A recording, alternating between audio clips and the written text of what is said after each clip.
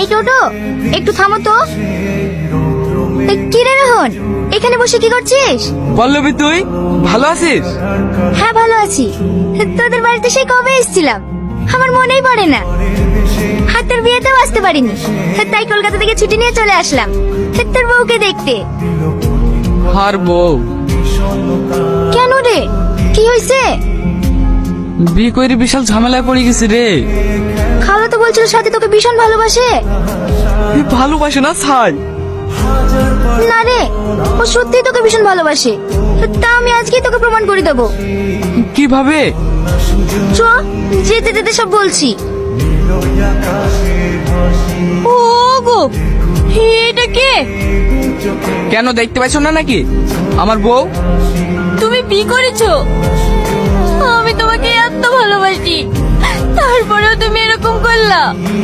তুমি আমাকে ভালোবাসো? হ্যাঁ ভালোবাসি, ভীষণ ভালোবাসি। যদি ভালোই না বাসতাম তাহলে তো সেই দিনে চলে যেতাম, যেদিন তোমার সাথে আমার প্রথম ঝামেলা হয়। বিশ্বাস করো, আমি তোমাকে যেন বাসবো না। আমার পাশে কোনো মেয়েকে আমি সহ্য করতে পারবো না, কোনো মেয়েকে না। কিরে পল্লবী, কখন আসলে?